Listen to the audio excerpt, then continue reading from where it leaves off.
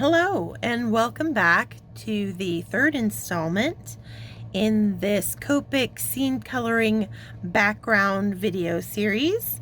I'm Amy, the co-owner and illustrator behind Sweet November Stamps, and we are continuing to color this beautiful little princess from the new Royal Treatment clear stamp set. The little fairy silhouettes that I've stamped up in various colors also come in that set, and the small castle is part of the Horizon Lines Seaside Cliffs stamp set, and I've put them all together. We're going to be creating a lovely kind of wildflower dusk type scene, and to that end today is all about coloring the flower field. So without further ado, let's jump right into that. So I've got my oranges out, my YR Copic markers, and I am going to start, before putting in the green grass, I want to block in some of my flowers, so I'm not trying to color over green with my orange. And so I'm going to start though further in the distance, and that is going to be just a really subtle, it's not even going to look like flowers per se. We're just getting the hint of color back in the back of the field. So I want to choose a really light YR for that, and I think I'm going to go with like a YR 21.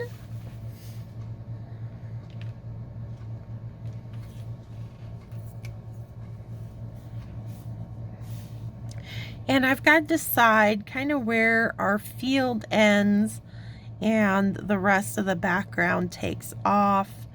And I think our field, I'm going to go about her shoulder height is where our field's going to kind of stop and turn into other landscape. But you can see I'm just going to use this YR21. I'm going to kind of create my horizon line, or one of my horizon lines, across this field, kind of delineate where that field ends using this YR21, and in just a kind of loose, sketchy way, where it's kind of letting my marker skip and dot across the paper. A good reference, think of the old masters and the impressionists, where it's not about creating the landscape exactly how it appears. It's using that color, capturing the impression of what makes up your landscape, instead of trying to actually recreate it down to every last detail. We're just kind of sketching in loosely what our colors are. Okay, and I'm leaving some space because I am going to be putting in some green grass around our flowers. And then I'm gonna just kind of loosen up into just smaller patches as we come forward.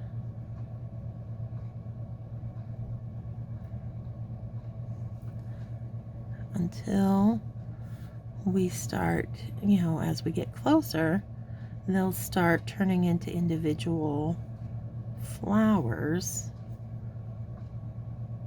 But before that, we just want to kind of create that this field is full of life, full of color.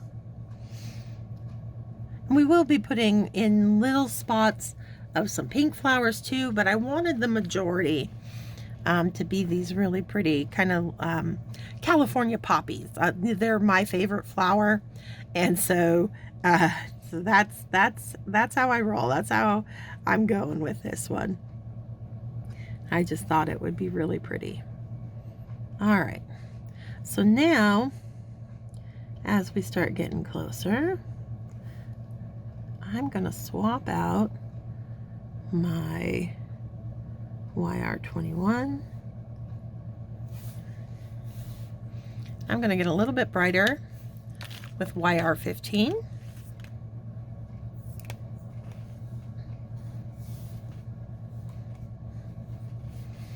And I'm gonna start doing more kind of individual petal type shapes.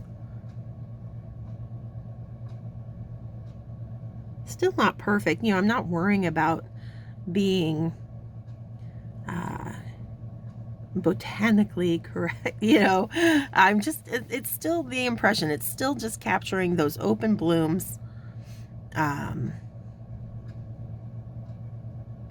And we'll add some more detail to these ones that are closest to us.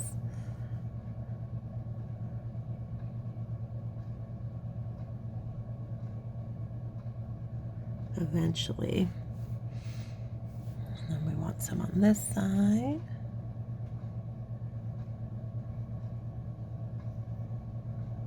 And let them run off the page. And you want things to break the plane. You know, that the world extends out past your little scene that you're creating.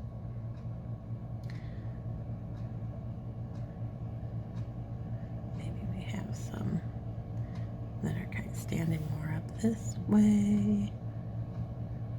You get to choose how you want your little flowers to be growing. Totally up to you.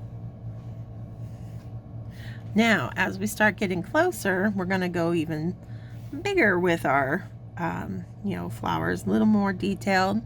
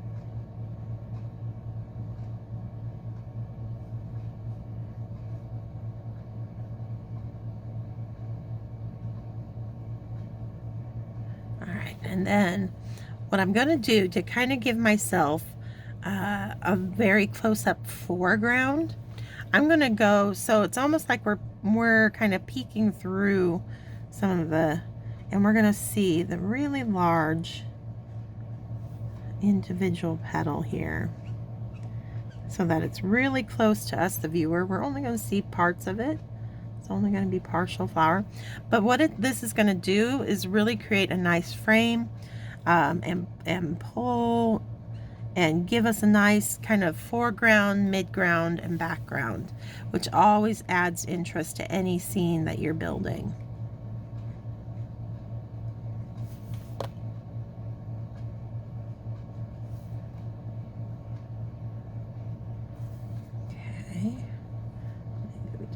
Hint of another one right there.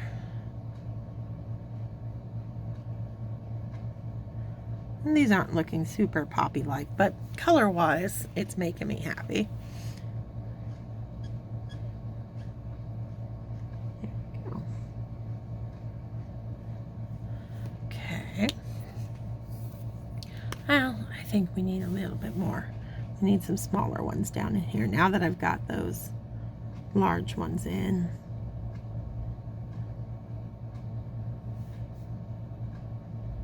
Get some even bigger guys going here.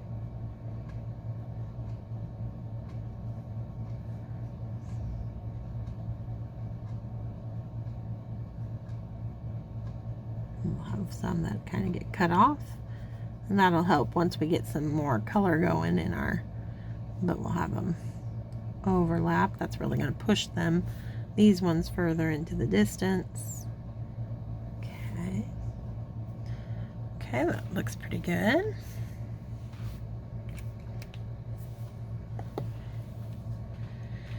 Okay, now we need a little bit darker. Let's come in with a, actually 04 will play nicely, I think, for some of these further away flowers.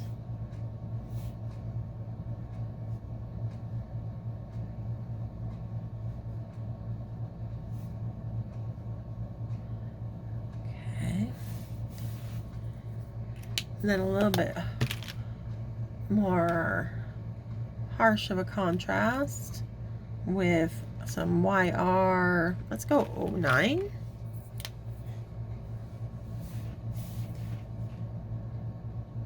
Down here.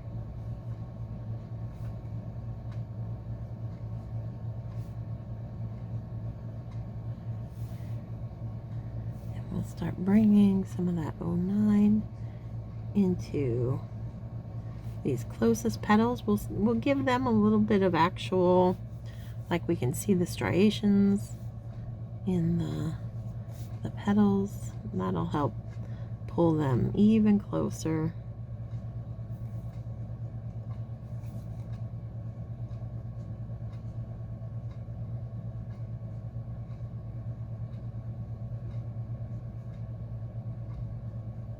I'm still working fairly quickly and not particularly fussy about it, because again, even though, you know, we're taking the time to do this, the background is not the star of the show. We want our character to be the focal point. You know, so that's where I'm going to put the majority of my time and detail. Everything else, like I said, just creating that impression of whatever it is your little world that you're building. You know, as long as you get the gist of it, and it reads to the viewer as, you know, a flower or whatever it is that you're creating, you don't need to get super detailed with it. You can if you want, if that's what makes you happy and that's where you get your joy in your coloring, go for it, but you don't have to. Okay.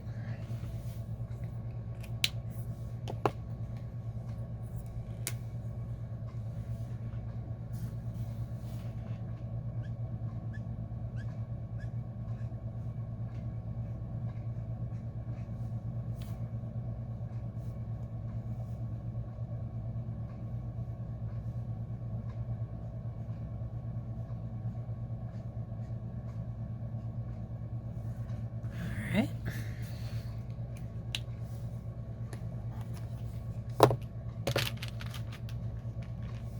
Now, as promised, we're going to throw little patches of some pink flowers in there as well.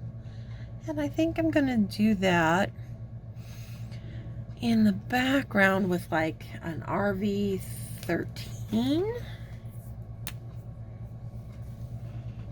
Or maybe 11. I think I'll go 11. It's a little bit more subtle. There we go.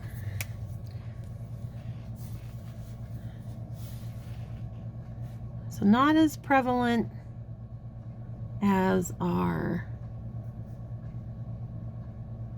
orange flowers, but here and there I want to get some pink growing in our wildflower field.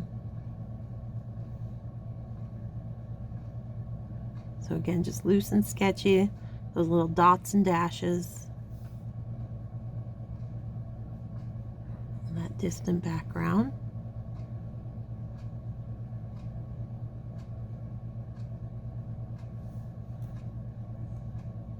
So that we have a sea of flowers growing up. Okay.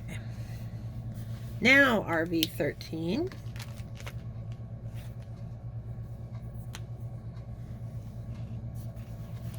as we start to see more individual flowers popping up.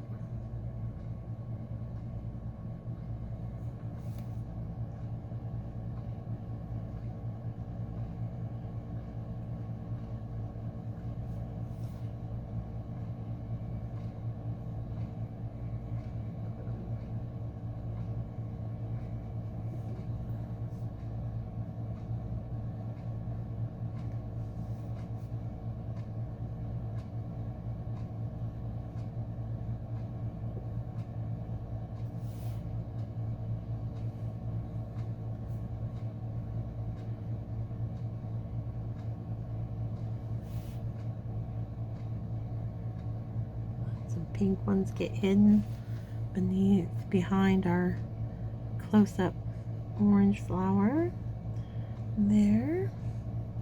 All right, and that's about as much as pink as I want to throw in.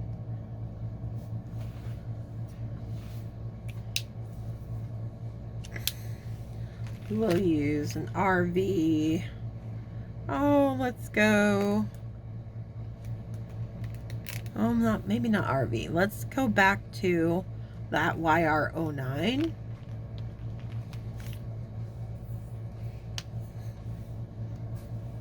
And do our little centers in these closer pink with it.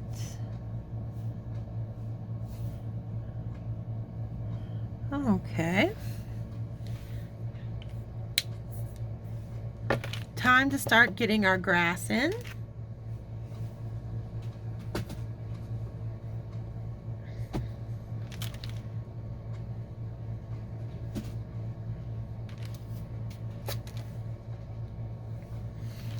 And I'm going to start with a light G, I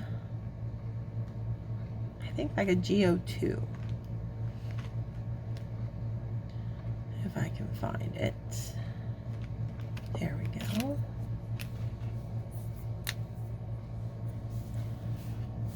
All right, so just like, you know, our little sketchy flowers, I'm putting in my grass now, and I'm just filling the white spaces that are left and any little dots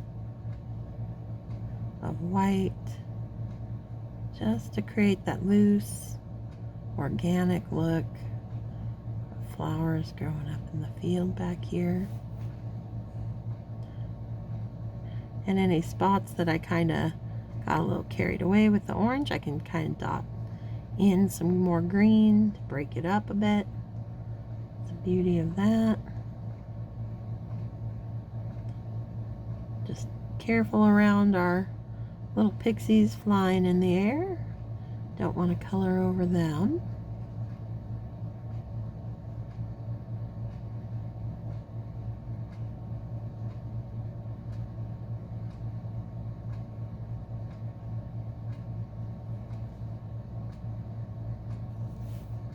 So I'm working carefully around her.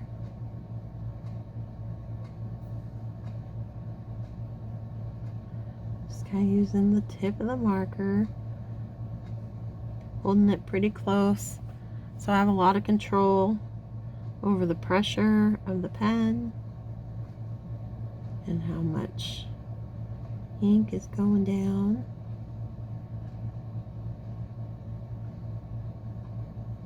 Not like when you're doing a grass field from without the flowers in the way, where you could do a nice wide color wash and get done really quickly. This is a little bit more tedious, but it's worth it in the end.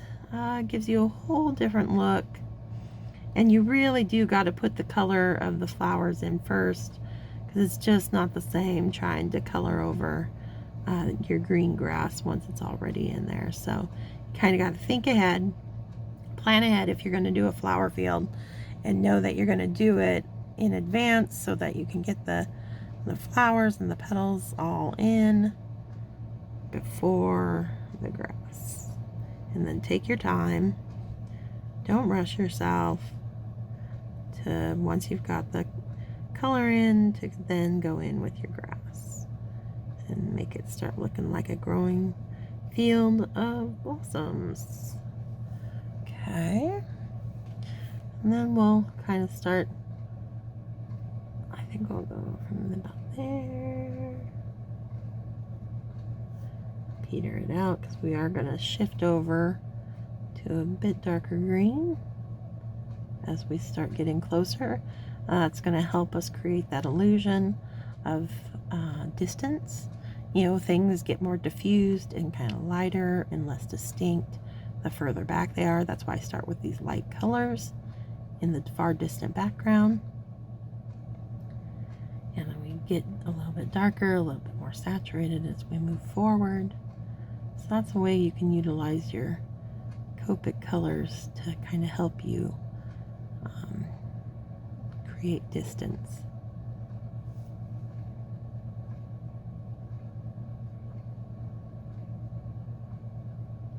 You can see how loose I am being with, you know, my color application. Not, you know, worrying yet, you know, about filling in all the little gaps and spaces. If there's a little bit of white here and there, it's not hurting anything right now. I will kind of smooth things out a little bit later, but this initial pass, I'm just kind of laying my green grass in where I want it. Breaking up those flowers.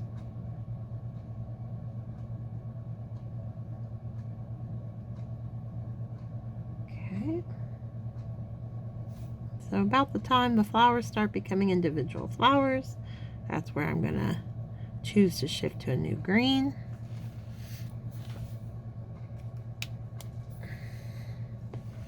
So I think I'll go from the G02. Let me check my sandy chart here. Might go to like a G14.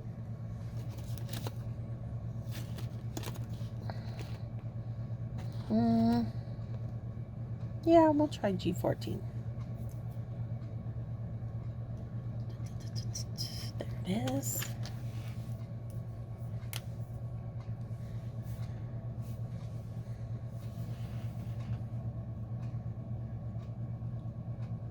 And we'll let those colors kind of meld where they meet so that we get a subtle shift in color. Won't be as a harsh kind of stop-start to it.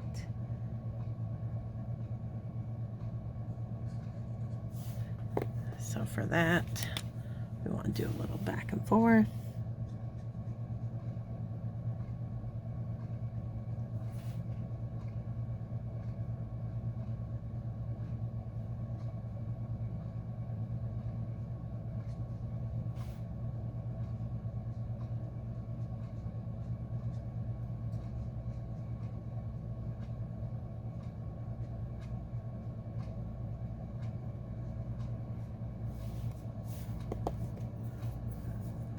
Get our G14 going over here.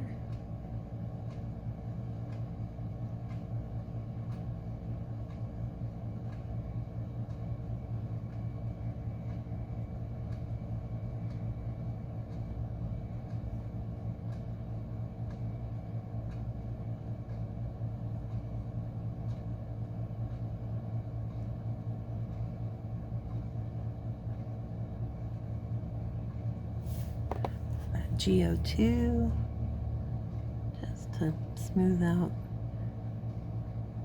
where one becomes the other.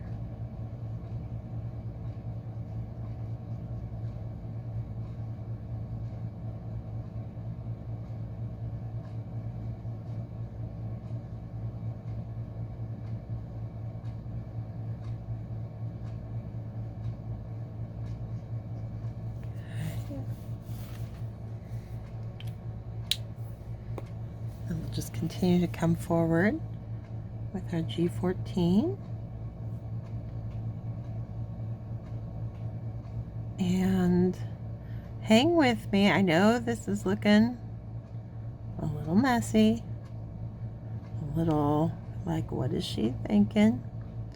But that's where a lot of scene building, it doesn't come together until those last moments. And you just got to trust the process, trust your own skills at creating whatever it is you're attempting to create. And don't give up too early. You want to see it through because, you know, I'd say even more than 9 times out of 10, you'll surprise yourself at how well, you know, something that you thought a half hour before was destined for the wastebasket suddenly becomes, just transforms in front of your eyes into this really cool completed scene. So when you're getting into the Copic scene coloring, it's patience and just trust in the process is key.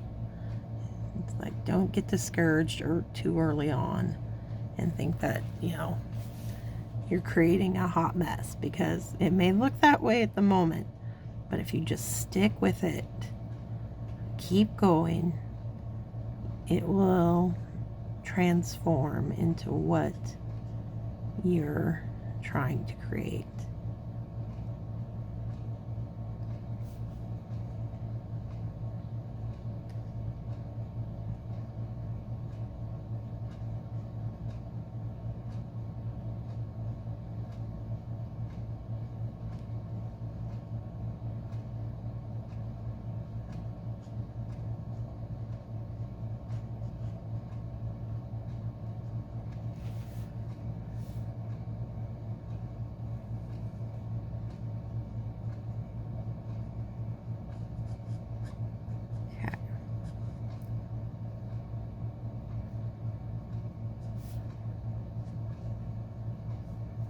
Start transitioning into G.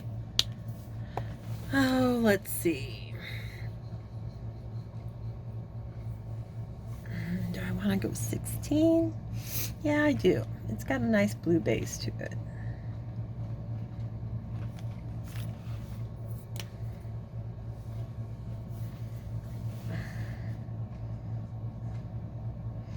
And again, we're going to have to play around with where our greens meet.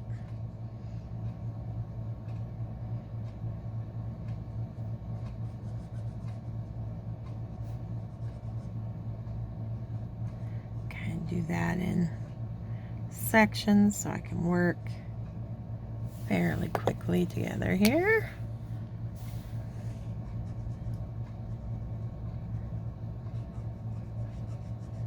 Using that 14 now to kind of smooth and blend out where the 16 in it meet.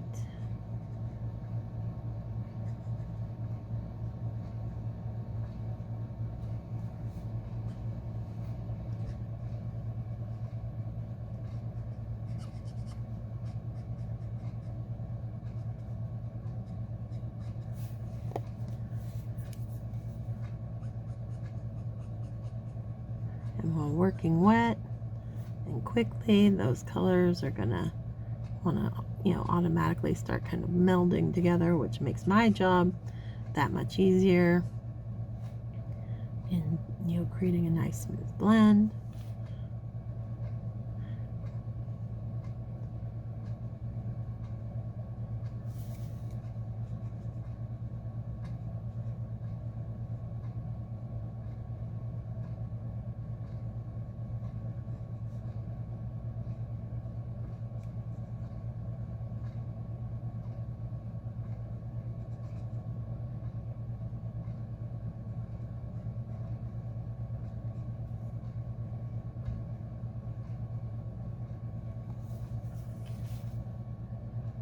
Now I'm just taking my time a little bit more as I work carefully around these really close flowers, so I get a nice smooth line work around each of those petals.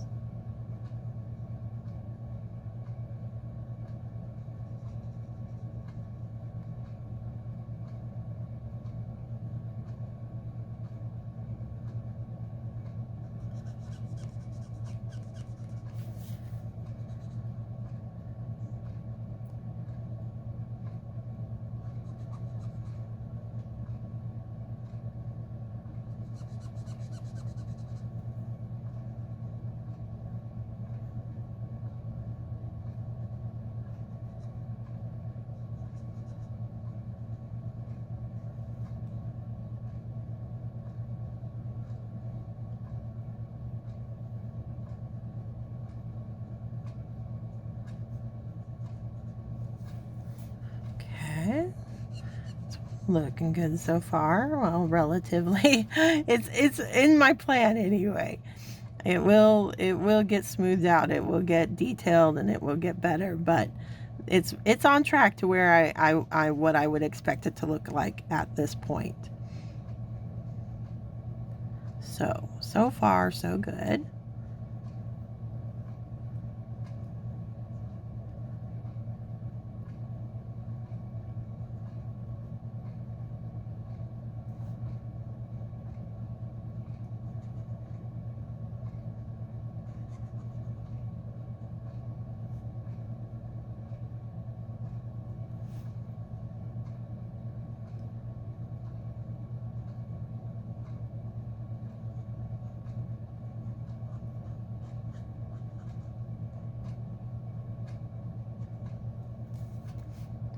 Just takes time coloring around. Like I said, it's not as quick and easy as just doing a straight grassy field, but we are committed to our flowers this time around, so color around them we shall.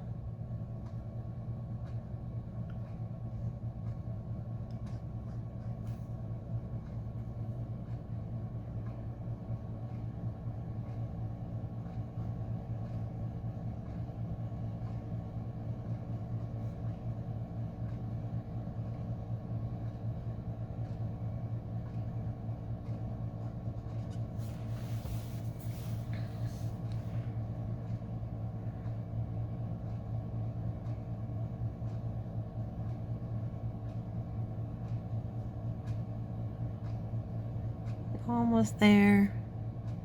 Getting that whole base covered with our 3 greens. We are going to be bringing in more color, more detail. Like I said, this is just creating that nice gradation of a base so we can kind of see how that works, you know, with the colors receding into the background.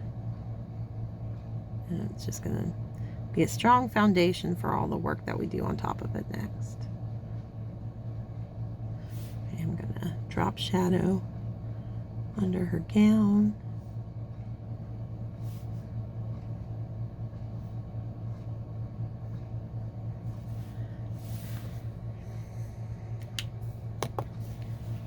And back with that G14. Smooth out where they meet some more.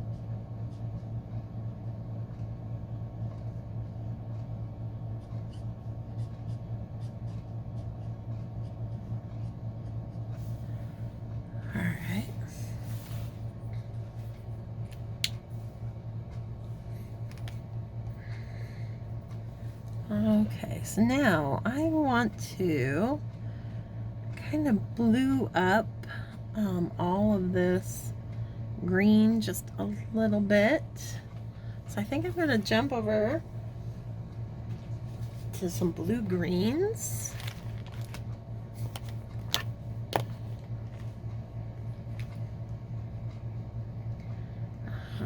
Like a BG. Let's see. I think I'm going to start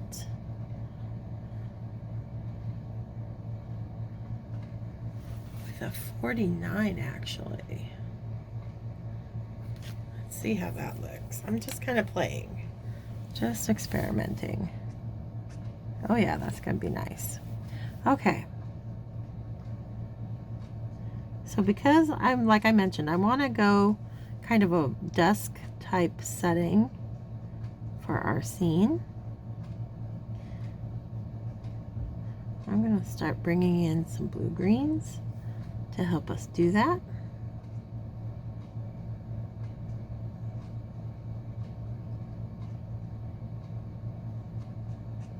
And I'm also going to start, instead of coloring, in my color like I've been doing rather horizontally, because I'm now getting into more detail work, I'm going to be working more like, like when we were doing the hair, where we start seeing texture and the, hint of blades of grass, so that I'm always kind of pulling up, flicking up with these layers that I'm putting on next as we start to build our grassy field. I think I'll do this in sections as well, just so we kind of take off, bite things into smaller pieces so they feel a little bit more doable, a little less overwhelming.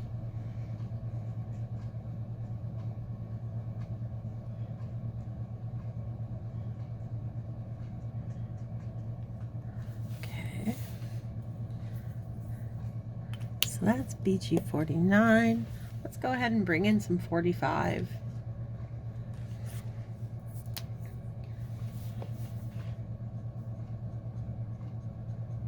That's nice.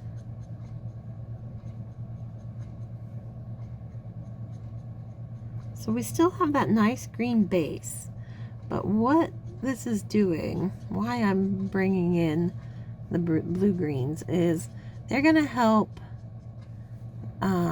start giving that feel of night coming down over our field. There's still light, it's still day, but it's just those last remaining days of light, that the sun in the summer here anyway, it will go down around, behind the mountains and stuff around like 6 o'clock, but you've still got like that daylight, that light, subtle daylight all the way till like 9:30. So I'm just kind of, that's the time of day that we're creating, that kind of after the sun's gone down, but because it's that long summer day, you still have those few hours of light to see by, that ambient light. And that's the look I'm going for in this scene. And because that light is not direct sunlight, it does have, that kind of bluer cast to it. And that's why I am opting to pull in some blue greens to help us kind of look like, everything's kind of affected by that cast of blue light.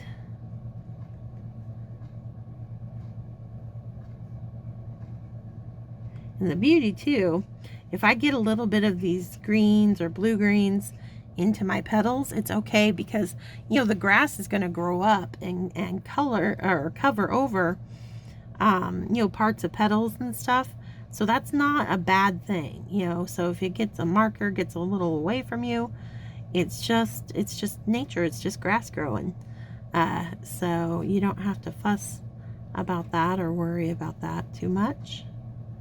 I'm still doing my best to be tidy, but brush strokes go here and there every once in a while, so I'm not gonna get upset with myself if one kind of goes out of place in this case.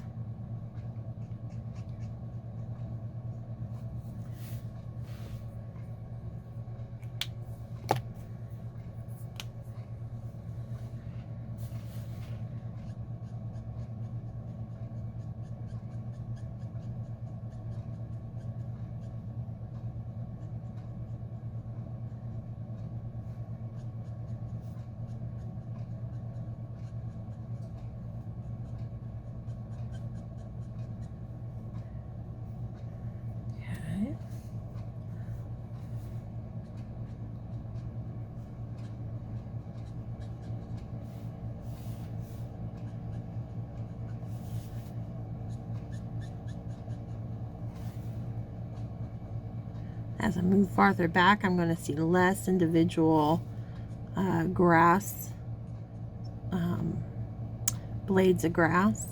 So I can go back to that kind of horizontal just sweep of color as I move into the distance again with this BG45.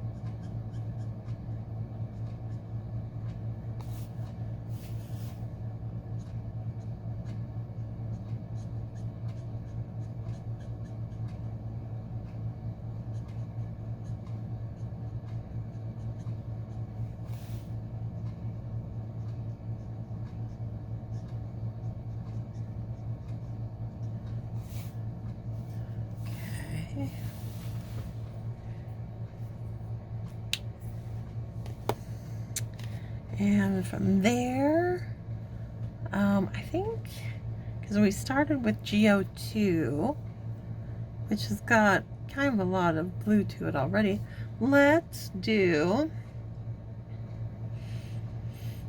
see how just doing a G00 over top our GO2 kind of smooths that out. Instead of going blue-green here, I think this has got enough blue in it. That'll help us fill and blend out and soften and kind of fill in any of those white areas.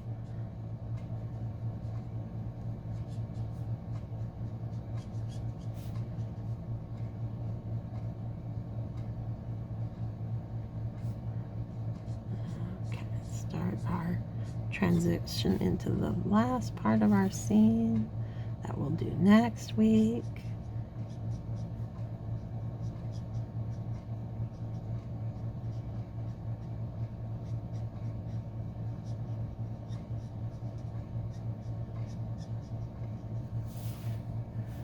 Okay, that's looking a lot smoother, a lot better.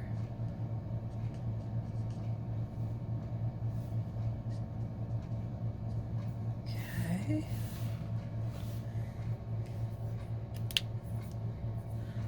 I think I want to bring some more GO2 in there while it's kind of wet and saturated.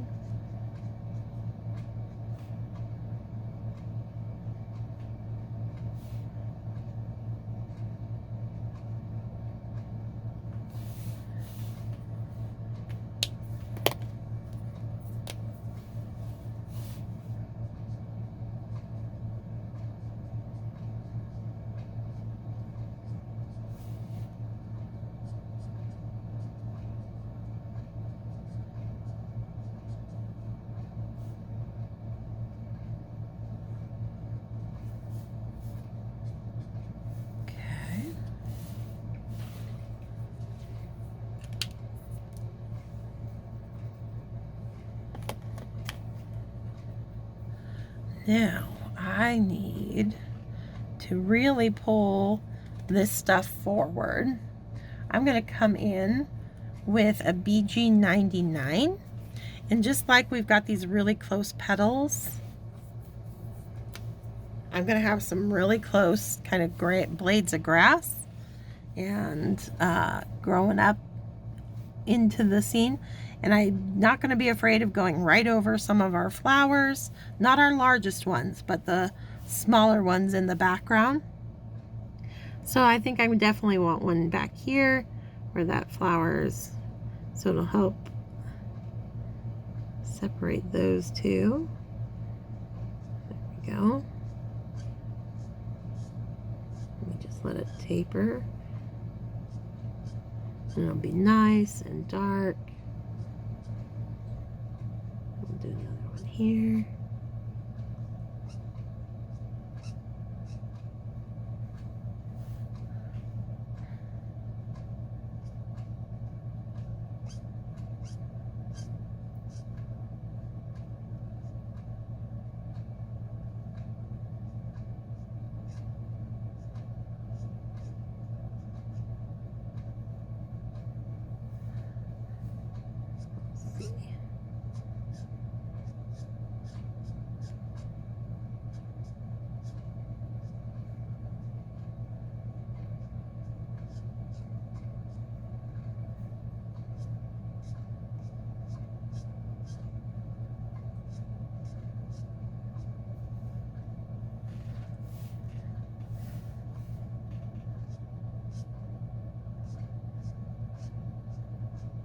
We'll even let this creep up right into that dress.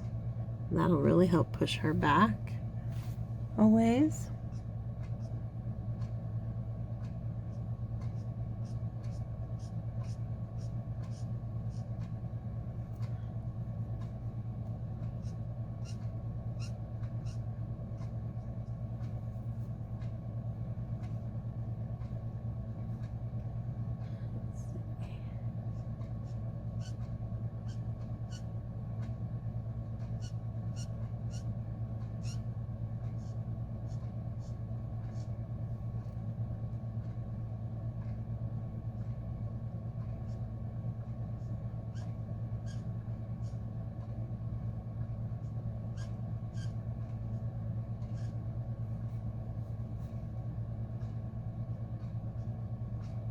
That's just really helping push things further into the distance for us by getting a nice dark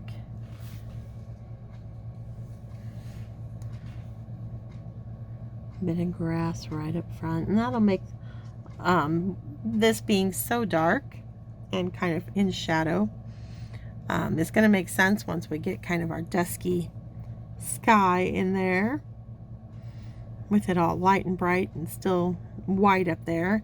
That's looking a little odd, but once we get color in, it'll really come together. Okay. I think I also want to pull in some thinner kind of ones that are going to seed.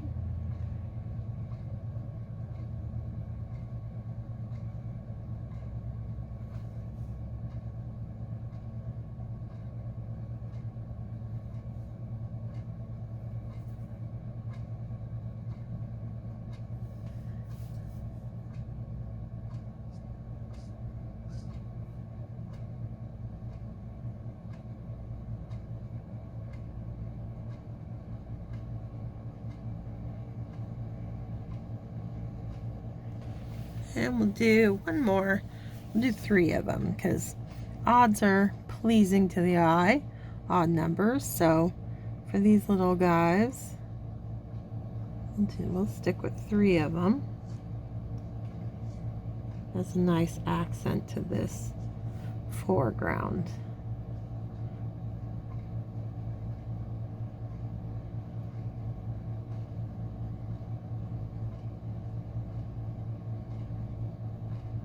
There we go.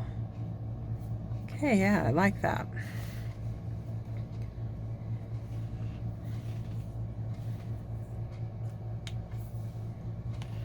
I'm also going to come in with a BG 96.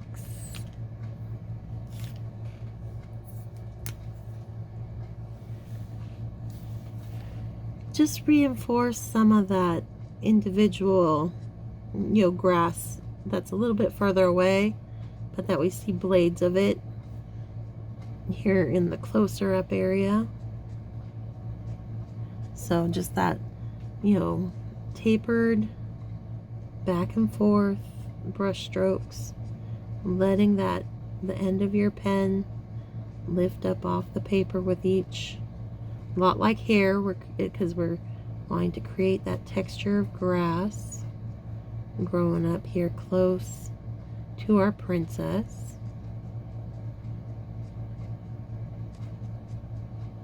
And they, again, larger up front, the closer we are to the bottom of the card, and then they get smaller as we move up the card, just like everything else. And I'm even going to take some of them, just like we did with our big grass. I'm going to go around the hem of her skirt. That's really going to place her within the scene that she's walking through this grassy field. And the hem of her skirt would be, kind of blocked by some of that grass growing up.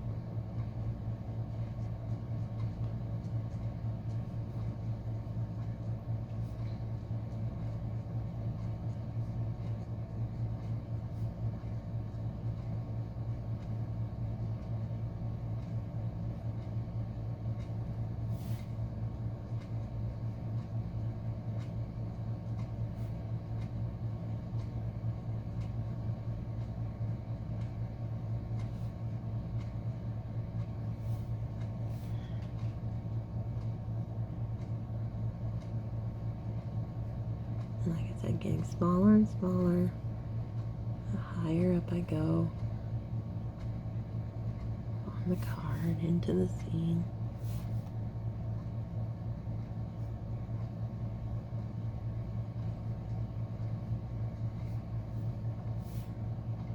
Till they just kind of taper out like everything else. Okay, that's looking pretty good. Look at that, we've got a colorful floral field there, almost. We do want to add just a little bit more detail to that background, but I gotta jump over back to our pinks and oranges again to do that. I'm just putting these markers away, make room.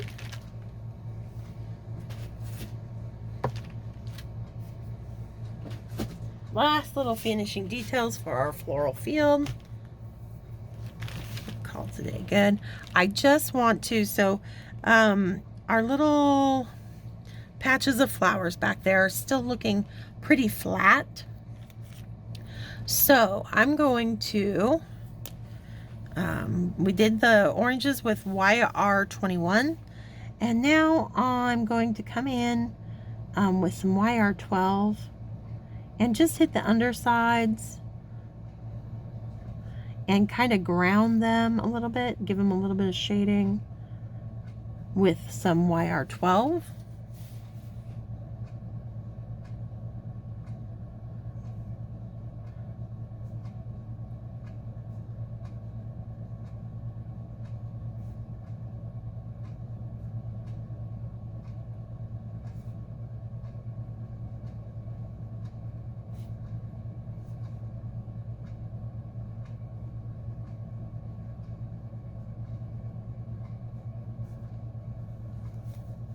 And that'll just help them look a little bit, they're still pretty impressionistic, but they are a little bit, they got a little bit more detail to them, a little bit more, less, because we've got so much detail everywhere else.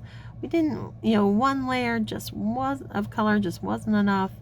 That kind of made them stand out. Now they're a little bit more convincing to fit within the rest of the scene. They've got, the light's hitting and affecting them in a certain way. Okay, so RV11 was our initial, our flowers there. And I think I'm gonna take RV32 for the shadowing on the bottom of these guys. It's got some gray to it. Doesn't go super bright because these guys got a little brighter, and that was just the RV13. So rather than shade this with RV13 by going with the 32, it keeps it nice and light and subtle, but does add a little bit of contrast to each little pink patch of flowers back there in the distance. Okay, now I'm much happier with that. All right, we did it. We created our meadow of flowers for our princess, and next week we will complete the rest of the background. And until then, stay crafty, my friends. Bye.